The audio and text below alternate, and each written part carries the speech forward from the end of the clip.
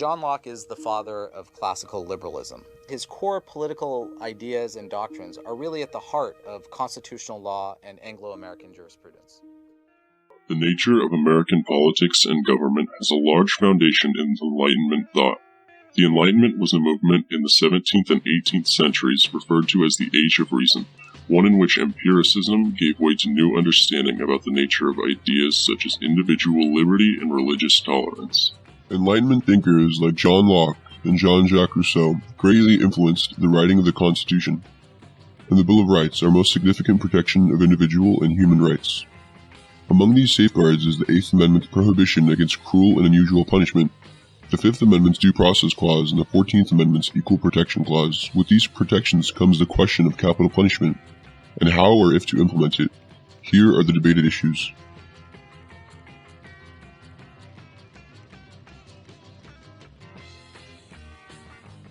Supporters of the death penalty claim that it is a deterrent to crime.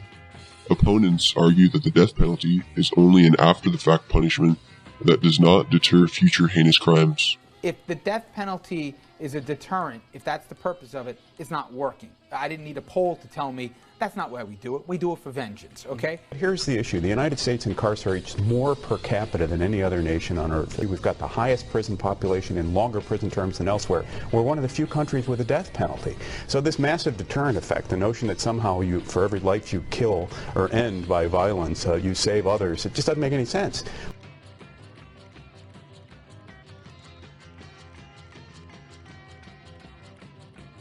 Keeping death row inmates wastes taxpayer money. However, appeals can extend the execution process indefinitely and cost more money than it would to imprison the offender for life without parole. The death penalty doesn't cost. If you want to save the state money in these dire economic times, reform the appeals process. It's the appeals process that costs. Opponents of the death penalty argue that many innocent lives may be lost. However, advocates of the death penalty are willing to risk the possibility of putting one innocent person to death in order to put many more guilty people to death. Innocent people are sitting on death row right now that have been exonerated through DNA or have been put to death in this country, and you can't unwind that clock. Many claim that the victim's rights supersede the rights of the convicted.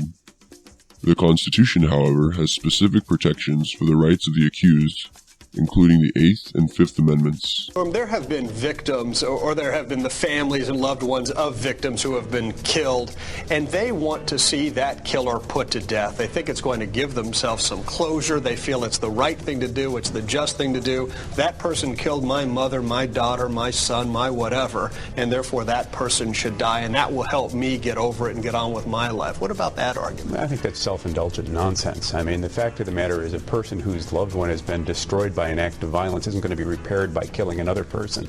Gandhi once said, an eye for an eye makes the whole world blind. As a matter of common law, we say that no person can be a judge in our own case, but yet then we yield the courthouse to victims in these cases and say, whatever you like, dear.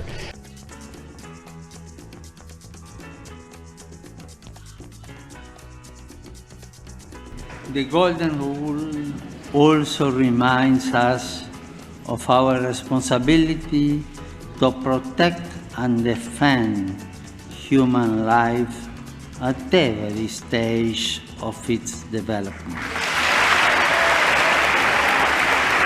The Pope has said, quote, "The dignity of human life must never be taken."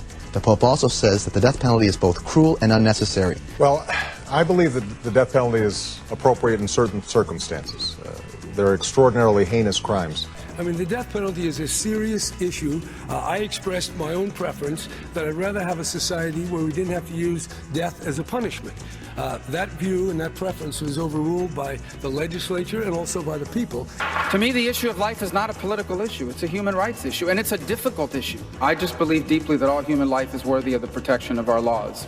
Proponents of the death penalty say that methods for performing capital punishment are swift and efficient. However, opponents argue that current death penalty practices are inhumane and by definition are cruel and unusual, as lethal injection and electrocution have proven to be inconsistent and that they have often left the accused in prolonged agony. Joining us today, Ron McAndrew. This is a bit of a rare opportunity here to talk with a former warden who was superintendent of the Florida prison where death row inmates were with you 10 years or so when you went to Stark. How did you feel about the death penalty? Were you in support of it? Oh, I was totally in support of the death penalty at that time. Why? I thought it was the right thing to do. I had experienced 2 murders in my own family in years past. I despised the people who had committed these murders. When one of them committed suicide in prison, I was not displeased at all. I was a pretty hardcore kind of guy, and that's probably one of the reasons I was selected to go to Florida State Prison, because they knew I could handle it, as the expression went. It didn't take very long. You get up close to an execution, you're standing 3 or 4 feet away from a man who is departing this earth. You smell the flesh burning on the top of his head. You see the steam coming out from underneath the mask. It's coming from his eyes, his nostrils, his mouth, his ears. You see the tenseness in the body where the hands come to a tight fist, gripping the oak on the 3-legged chair he's sitting in. And you just have to stop and ask yourself, what in the heck are you doing? It's wrong.